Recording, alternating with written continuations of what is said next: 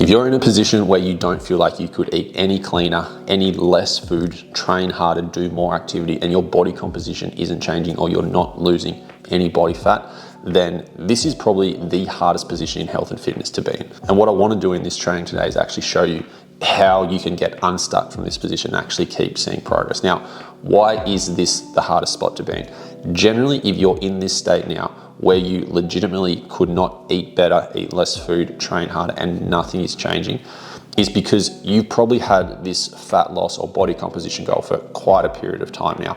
And even though you put in more and more effort, nothing is changing. So you're essentially just running into a brick wall no matter what you do. Now, whilst it might feel like your body is broken, it's actually doing exactly what it's designed to do in terms of survival. And the only way out of this is to teach it that it is safe and get it into a safe place so you can then make changes down the track. And this is where it becomes super tricky, because you actually have to put that immediate fat loss goal to the side to be able to set your body up for more fat loss down the road to achieve that body that you're really chasing. So what we're going to do in this training is go through why this actually happens and how it occurs, and then actually take you step by step through the process of how you can get your body into that position where you can make significant changes to your body. So first we want to look at how we actually get into this position in the first place, and that is the down regulation of your metabolism over a period of time. As you can see here, the body basically works on energy coming in via food, which fuels all our systems and our performance and just everything that kind of keeps us functioning throughout the day, and that is our energy out, right? At maintenance, basically, and this is where the body likes to sit, the energy coming in is completely matching everything that we need to survive and function. So that is our maintenance calorie intake, and that's where our body stays at a stable body weight. And you can kind of think of it like a bit of a thermostat that's trying to keep a room at 20 degrees. If the room heats up, it'll push in cold air to bring the room back down to 20 degrees. If the room cools down, it will push out hot air to bring the room back up to the 20 degrees. And this is what the body does on kind of a day-to-day basis. If the energy coming in is less than what it requires, it kind of adjusts its system and processes to match the energy and what is required. Same vice versa. If the energy coming in is over what's required, it will adjust things around to match things back up again. Now, if we look at this over the long term, basically what's happening is that your maintenance calories will adjust to what it's exposed to over periods of time. So if we go into a fat loss phase, this is what we see happen when we get stalls in fat loss. So we'll start with a maintenance calorie intake, let's say it's 2,000 calories, and to go into a deficit, we create a deficit of say 1,600. Now, in that gap that we create, we'll get fat loss, right? But what your body's going to do in that process is actually start adjusting things within its system to come down and match and be able to function off those 1,600 calories. So in the short term, it's just those general things that you'll feel within a fat loss phase, right? You'll be tired, you'll be hungry, you'll be more fatigued. There's some pretty early symptoms that kick in straight away that just show you that you're in an energy deficit. And obviously fat loss occurs because your body is mobilizing stored fat stores to provide that energy. Now, if we start to look at this over a longer period of time, it actually starts to pull away from non-essential systems within the body, because at the end of the day, the body's job is to keep us alive. It needs to keep our lungs going. It needs to keep our heart beating. It needs to keep blood flowing around the body. So some common things that you'll see is that your hair might start to thin and fall. Your nails start to become brittle. In women, you get an irregular menstrual cycle. Immunity starts to be depressed. So you might find that you get small colds a little bit more often whilst you're in a calorie deficit. And these are all some of our more longer term, like in this calorie deficit or constant in and out of deficits over a period of time. But basically the point of this is that when we go and provide less energy to the body than what it needs, it's a survival mechanism that your body actually starts to down-regulate what is actually required and becomes very, very efficient with its energy. And if that comes at the cost of other systems within your body, it is 100% going to do that. So now you're at this point that we described earlier, where you can't eat any less, you can't eat any cleaner, you can't train any harder. So how did we actually get here? Basically what's happened is you've either done this long, slow, continuous calorie deficit over time, which eventually has brought your maintenance down to 12,000, 11,000 calories, or just something that you don't feel like you could go any under. And honestly, you wouldn't be recommending anyone go anywhere underneath these kind of numbers anyway, right? So it's come all the way down. And basically, like I said at the start, once you hit maintenance calories, body weight is going to maintain. The only way that you could get body fat to keep reducing is if you go under these numbers. And you can imagine trying to go under 1,100, even 1,000 calories is going to be Very, very difficult. And this is where you get to that point where you're just stuck. Now, the other way that this occurs is if you go through repeated cycles of dieting. So if we take that 2000 calorie example from the start, and this is kind of graphed out within here, you start at 2000 calories maintaining, you lose some body fat in that first deficit, right?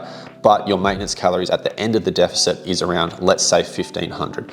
But instead of reversing back out, you actually rebound. Now you've put all that weight back on that you originally lost, but your maintenance calories hasn't fully restored. But what you do is you're like, okay, this worked before, I'll just go into another calorie deficit the same way that I did before, except this time you're starting from the same body weight, but a reduced maintenance intake.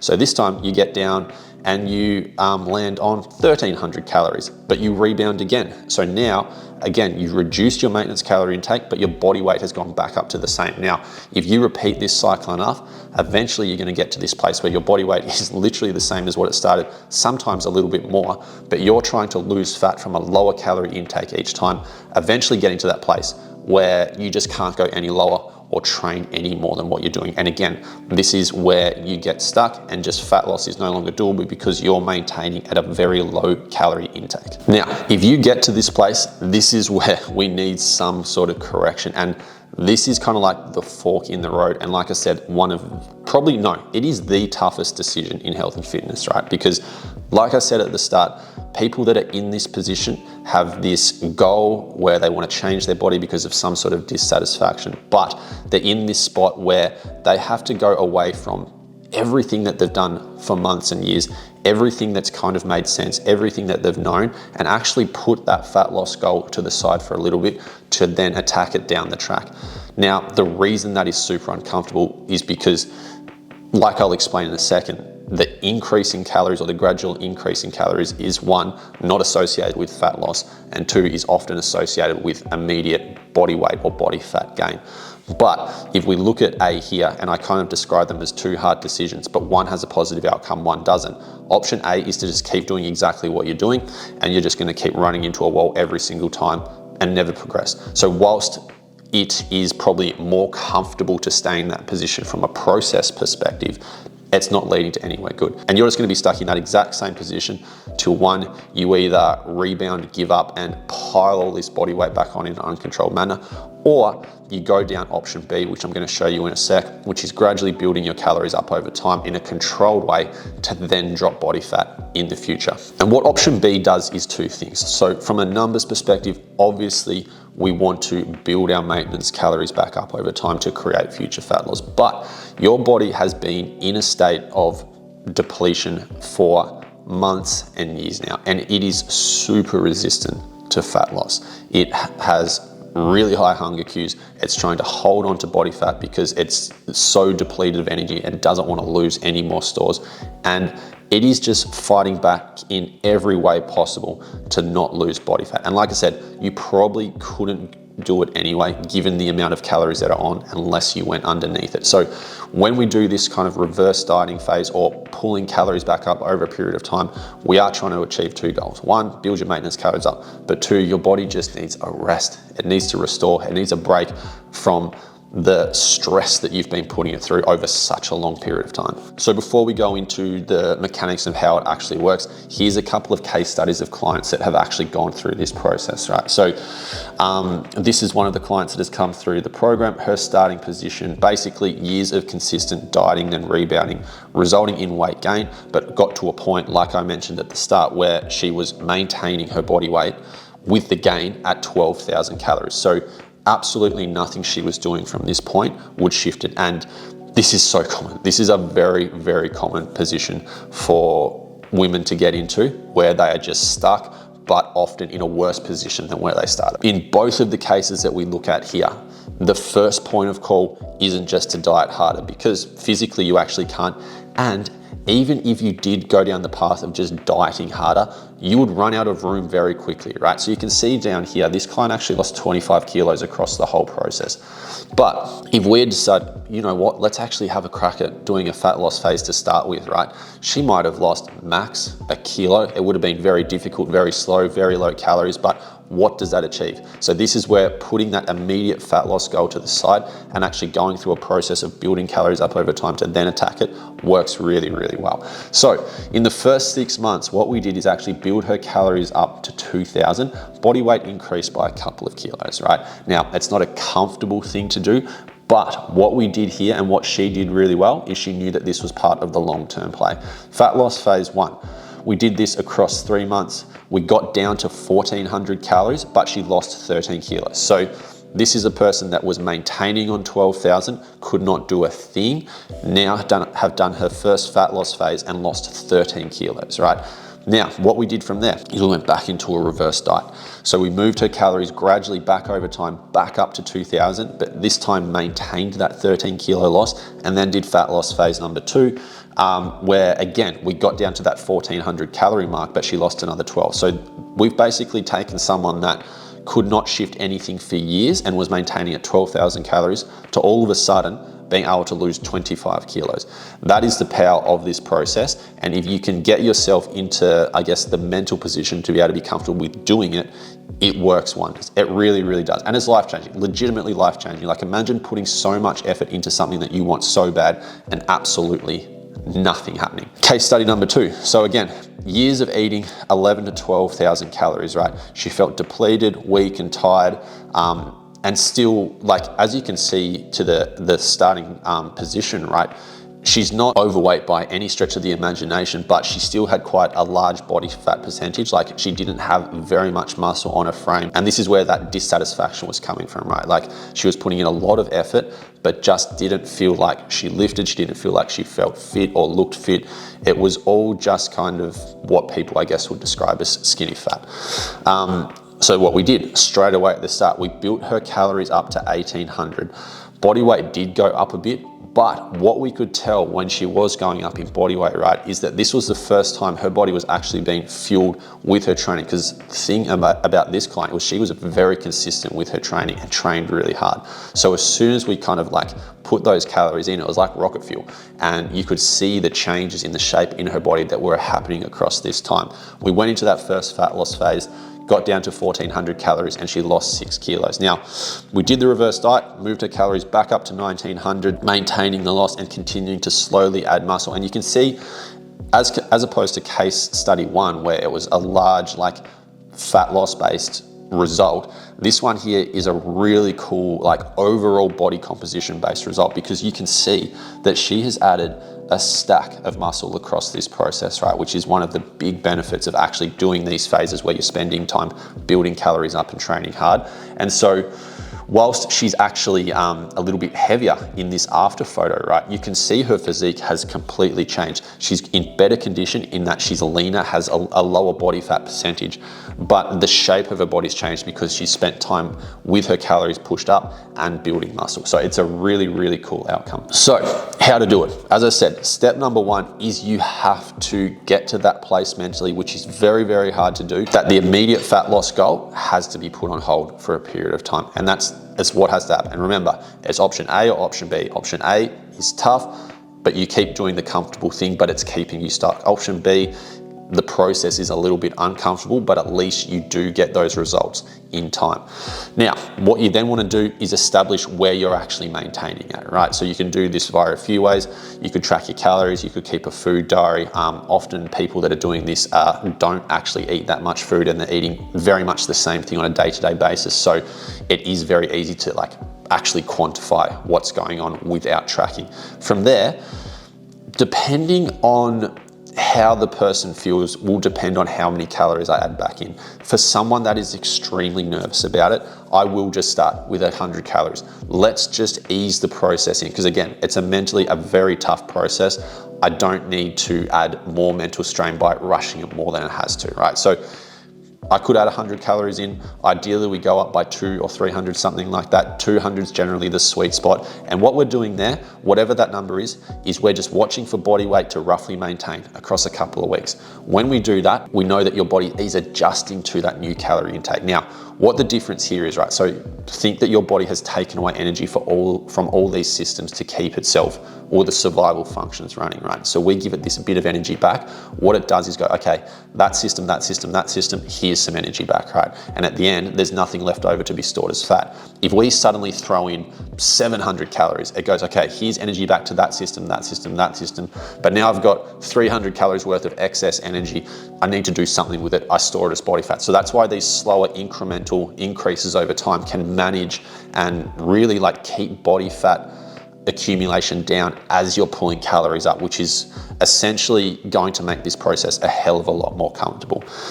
From there, like I was saying, you basically make the increase, sit there for 2 weeks and watch for body weight to stay stable. Now, if your body weight does go up a little, this is not a reason to stop. You just sit there for a little bit longer. If you start this process and you see body weight creep up and then you immediately want to diet, you're just going to get yourself back into that stuck position very, very quickly. If you put on a few kilos in this process, you will lose it and then more, right? So I know it's difficult, but it's one of those things to just be aware it could accompany it. Some of that will probably be muscle mass as you're going through this process and you spend long enough in it. But if you bail on the process too early for something that you might already be halfway through because you're starting to feel uncomfortable, you're just going to undo all the hard work that you've already started. So once you get into this process, you've got to commit yourself to it. Get yourself out. And if you can get yourself out once and get yourself unstuck once, it makes things a hell of a lot easier down the track. And then yeah, once you've started that process of going up by 100, 200 calories each time and maintaining, you just rinse and repeat. And when I say after that first jump of the, say, let's say you got by 200 calories, 300 calories in that first jump, it's then just, I think, 100 calorie increments each time after that. So the first one potentially slightly larger, and then after that, 100 calories at a time. Now, with fat loss not being the direct goal, it's a really good idea to shift your attention to other goals within this as the main kind of marker of success. So if we look at some of these, right, you'll be fueling your performance in the gym. So it's a good idea to now start going, okay, can I improve my lifts or beat my numbers in these exercises, right? And this is going to be really, really important, like you saw in case study 2, for actually changing the shape of your body. What people don't remember is that when you want to change your body composition or build a body that you really love, it's not just the fat loss that's doing the work. If you want something to show for it, you need to build the muscles underneath that give you that shape. You'll have food experiences and food freedom that you have not had in years. And that is something that happens every single time. As soon as some of those restraints start to lift around food, your social events become way better. You start to lose that fear around food. You start to lose that anxiety around food. You'll go out to dinners, go out to lunches, breakfast. You'll do things on the fly instead of everything having to be super regimented. And it won't be something that over time causes you heaps and heaps of anxiety to do. So there's a lot of the components of your life that you've been missing out on that you're going to get back by not having that fat loss dieting mindset taken into every single setting that you've got. Your energy will return on the day-to-day. You'll just feel more lively. You'll feel more vibrant. You'll show up better for yourself. You'll show up for all the people around you, and you will feel that very, very quickly as food starts to go up. And then just the last one, which is super important, your general health will just improve. You've got to remember your body has been in this super depleted state for a very long time now. And just overall, it's not a place that you want to be chronically, right? So there is going to be components, whether it's hormone health, stress, bloods, all of that kind of stuff. You'll start to probably get sick less. Your hair, your nails will start to repair. All of those things that have been depleted as you've been dieting for long periods of time will start to restore, and your just general health will become way better. Now, like I've kind of said multiple times throughout this training, this is the hardest place to be. Guaranteed, like whenever I've taken someone through this process, actually getting to the point where you're accepting that you have to go up in calories, not everyone gets there, right? And for some people, it takes a very, very long time. And I just can't understate that you essentially have to get to this place where you choose your hard. The hard being, okay, the option A is that you stay in, whilst it's not enjoyable, you stay in that place that feels the most comfortable in terms of food stays down, you eat super clean, you do lots of activity, because whilst it's not getting you results, you know that it is the thing that is supposed to get you to that place that you want to be, and it's not going to make you gain weight. But like I said, if you've got a dissatisfaction with how your body looks and you want to change it and you're already doing all those things, there's nowhere else to go. The other option, option B, putting that immediate fat loss goal to the side, moving calories up over time, being okay if there is a little bit of body weight gain in the process for this delayed gratification of then coming down in the future and dropping body weight, improving your body composition. That is the only way out, and it is the only option. There's no other way to spin it. It does in part, but it's not the driving factor in terms of hormones, stress, all of those other kind of things. Like, they do play a role, but at the end of the day, you can address those as much as you want. If you don't restore your body to a place where it's maintaining on higher calories and it feels in a position where it's not super resistant to fat loss, like it actually feels okay to do it, then you simply aren't going to go anywhere until you go through this process. Now, as you can see from those case studies, it's something that we've had a lot of success with in the program itself. So if you would like some help with that, or you do have any questions on how that might look for you, feel free to drop any comments below, or I'll chuck my Instagram handle in the description. You can message me there.